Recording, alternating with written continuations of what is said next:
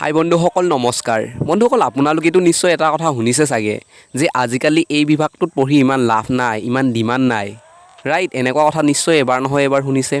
কিন্তু ডক্টৰ বিভাগটো এনেকুৱা এটা বিভাগ য'ত নেকি ডিমাণ্ডৰ প্ৰশ্নই নুঠে, উল্টাটো ডক্টৰৰ আকালহে পৰে, হয়নে নহয়? আৰু মানুহ যি স্পীডত বাঢ়ি আছে বুলেট ট্ৰেইনেও পাত্তা নাপায়। তো মানুহ যিমান বাঢ়িব ডক্টৰ ইমানেই দৰকাৰ হ'ব, বেমাৰ আহি থাকিব, বেমাৰীৰ সংখ্যাও বাঢ়িব আৰু নতুন নতুন বেমাৰটো আহিয়ে আছে, যেনেকৈ এতিয়া কৰোণা ভাইৰাছ আৰু পাছলৈ কিমান বা নতুন নতুন বেমাৰ আহিব কোনে পাত্তা আছে। তো ডক্টৰ বিভাগটো বহুত ডিমাণ্ডেড বিভাগ হয় আৰু আপোনাৰ মান সন্মানৰ কথাটোতো বেলেগকৈ আছেই। তাতে যদি আপুনি MBBS ডক্টৰ হয় তেতিয়াহ'লেতো আপোনাৰ লেভেলেই বেলেগ, আপোনাৰ ৰেচপেক্টেই বেলেগ, হয়নে নহয়? তো বন্ধুসকল আজি চাই লওঁচোন কেনেকৈ আমি MBBS ডক্টৰ হ'ব পাৰি। ঠিক আছে, MBBS ডক্টৰ হ'বৰ কাৰণে কি কি বিভাগ পঢ়িব লাগিব বা কি এণ্ট্ৰেঞ্চ এক্সাম দিব পাৰি, পইচা পাতি খৰচ কিমান, সেইবিলাক চাই লওঁ। তো গতিকে ভিডিঅ'টো প্লিজ শেষলৈকে চাই থাকিব। বন্ধুসকল MBBSৰ ফুল ফৰ্মটো হ'ল bachelor of medicine and bachelor of surgery. এতিয়া MBBS হ'বলৈ হ'লেতো এণ্ট্ৰেঞ্চ এক্সামটো দিবই লাগিব। তো এণ্ট্ৰেঞ্চ এক্সামটোৰ কাৰণে কি কোৱালিফিকেশ্যন আৰু কি কণ্ডিশ্যন আছে সেইকেইটা চাই লওঁ। তো নাম্বাৰ 1ত আপুনি 12 পাছ কৰিব লাগিব ছায়েন্সৰ পৰা, য'ত নেকি আপোনাৰ ক'ৰ ছাবজেক্টটো হ'ব লাগিব ফিজিক্স, কেমেষ্ট্ৰি আৰু বায়'লজি। নাম্বাৰ 2, যদি আপুনি জেনেৰেল কেটেগৰীৰ হয় তেতিয়াহ'লে 50% মাৰ্কছ হ'লে হৈ যাব, মানে মিনিমাম 50%।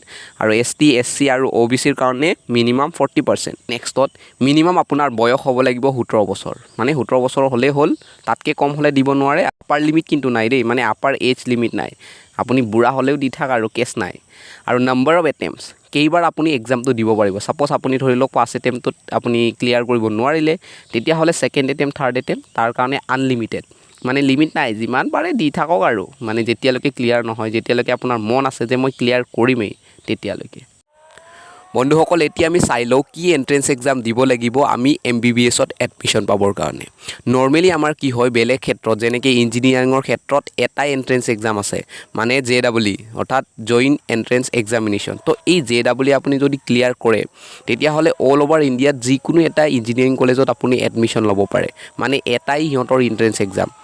ঠিক আছে, কিন্তু মেডিকেলৰ ক্ষেত্ৰত বহুকেইটা এণ্ট্ৰেঞ্চ এক্সাম আছে। তো আপুনি যিটোত বেছি ভাল মাৰ্কছ পাইছে সেইটোৰ থ্ৰুদি আপুনি MBBSত এডমিশ্যন ল'ব পাৰে। তো এতিয়া চাই লওঁ আমি কোনকেইটা এণ্ট্ৰেঞ্চ এক্সামৰ জৰিয়তেনো আমি MBBS হ'ব পাৰিম ন। তো নাম্বাৰ 1ত আছে নীটৰ কথাটো হয়তো আপুনি বহুতবাৰ শুনিছে, কাৰণ নীটটো বহুত পপুলাৰ হয় আৰু নাম্বাৰ 1 এইটো এণ্ট্ৰেঞ্চ এক্সাম হয়। ঠিক আছে, তো নীটৰ ফুল ফৰ্মটো হৈছে national eligibility cum entrance test. Number 2ত আছে এইমছৰ ফুল ফৰ্মটো all India institute of medical science. তাৰপিছত আছে জিপমাৰ, তাৰপিছত আছে PGমাৰ, তাৰপিছত MGER। বাকীকেইটাৰ ফুল ফৰ্মটো মই কৈ নাথাকোঁ আৰু দেই, আপোনালোকক দেখাই দিছোঁ, তো স্ক্ৰীণত ভালকৈ চাই লওক। চ' এই এণ্ট্ৰেঞ্চ এক্সামকেইটাৰ যিকোনো এটাক আপুনি ক্লিয়াৰ কৰি পেলাই এজন MBBS ডক্টৰ হ'ব পাৰিব। তো সেইটো কথা গম পালোঁ বাৰু। তো MBBS পঢ়ি শেষ কৰিবৰ কাৰণে কেইবছৰ লাগে তাকো জানি লওঁ, তো আমাৰ ডিউৰেশ্যনো জানি লওঁ। তো ডিউৰেশ্যন টোটেল 5.5 বছৰ লাগিব, আৰু তাৰে 4.5 বছৰটো আপুনি চব পঢ়াৰ কাম কৰিব লাগিব, মানে থিয়ৰীৰ কথাবিলাক পঢ়িব লাগিব, আৰু বাকী যিটো 1 বছৰ থাকিল সেইটো কৰিব লাগিব ইণ্টাৰ্ণশ্বিপটো মানে এটা ট্ৰেইনিং টাইপ হয়। প্ৰেক্টিকেলি আপোনাক কামবিলাক কৰোৱা হ'ব, বা আপুনি হয়তো ক'ৰবাত মেডিকেলত গৈ পেলাই সেইটোত আপুনি কাম কৰিব লাগিব। তো এনেকুৱা এটা প্ৰেক্টিকেল ট্ৰেইনিং হয়। ঠিক আছে, তো সেইটো 1 বছৰৰ কাৰণে ইণ্টাৰ্ণশ্বিপ কৰিব লাগিব। বন্ধুসকল এতিয়া অলপ ফিজ পাতিৰ কথাও চাই লওঁ নে কি কয়, কাৰণ ফিজ পাতিটোতো জানিব লাগিব যে ডক্টৰ পঢ়িবলৈ ইচ্ছা আছে, কিন্তু পইচা কিমান খৰচ হ'ব পাৰে, হয়নে নহয়? তো সেইটো জানি থোৱাটো আমাৰ কাৰণে ভাল। তো মই কিন্তু ইয়াত অকল গভৰ্ণমেণ্টৰ কথাহে ক'ম দেই, অকল গভৰ্ণমেণ্ট কলেজবিলাকত কিমান খৰচ হ'ব পাৰে তাকহে ক'ম। তো টোটেল ফিজ গভৰ্ণমেণ্টৰ ক্ষেত্ৰত যদি আপুনি নীট এক্সাম দি পেলাই এডমিশ্যন লয় তেতিয়াহ'লে 60,000 পৰা 80,000 প্ৰতি বছৰে আপোনাৰ খৰচ হ'ব। আৰু যদি আপুনি এইমছ এক্সাম দি পেলাই এডমিশ্যন লয় তেতিয়াহ'লে আপোনাৰ 1,40,000 পৰা 1,50,000 পৰ্যন্ত খৰচ হ'ব পাৰে, তাকো প্ৰতি বছৰে।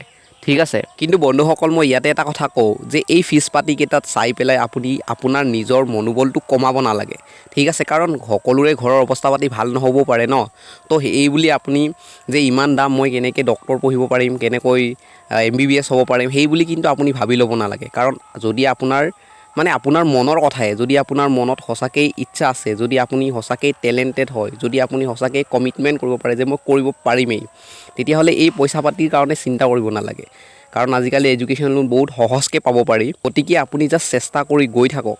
তো এই ফিজ পাতিৰ কথা চিন্তা কৰিব নালাগে কাৰণ য'ত প্ৰব্লেম তাত সলিউশন হ'ব বন্ধুসকল এইখিনিয়ে ক'লো আৰু ভিডিঅ'টো হেক কৰাৰ আগতে মই গোটেই ভাৰতবৰ্ষত কিমানখননো গভৰ্ণমেণ্ট কলেজ আছে সেইটো জনাই দিছোঁ আমাৰ গোটেই ভাৰতবৰ্ষত 235খন গভৰ্ণমেণ্ট কলেজ আছে য'ত নেকি নীট এক্সামৰ জৰিয়তে এডমিশ্যন লোৱা হয় আৰু 9খন এইমছ আছে য'ত আপুনি এডমিশ্যন পাবৰ কাৰণে এইমছটো ক্লিয়াৰ কৰিব লাগিব আৰু এই কলেজবিলাকৰ ভিতৰত আটাইতকৈ বেষ্ট আটাইতকৈ টপত কোনকেইখন কলেজ আছে তাৰ 5খনৰ নাম কৈ দিছোঁ নাম্বাৰ 1ত আছে এইমছ নিউ দিল্লী নাম্বাৰ 2ত আছে পিজিমাৰ যিখন চণ্ডীগড়ত আছে নাম্বাৰ 3ত আছে king George medical university Lucknow number 4ত আছে জিপমাৰ পণ্ডিচেৰী নাম্বাৰ 5ত আছে BHU বাৰাণসী বন্ধুসকল এইখিনিয়ে আছিল MBBS হ'বৰ কাৰণে কি জানিবলগীয়া কথা পুৰা ডিটেইলছখিনি আৰু যদি কিবা আপোনাৰ জানিবলগীয়া থাকি গৈছে তেতিয়াহ'লে কমেণ্ট কৰি জনাব আৰু ভিডিঅ'টো চাই কেনেকুৱা লাগিল নিশ্চয় ভাল লাগিছে তো লাইক কৰিব লগতে ছাবস্ক্ৰাইব কৰি ওচৰতে থকা বেল আইকনটো ক্লিক কৰিব যাতে আপুনি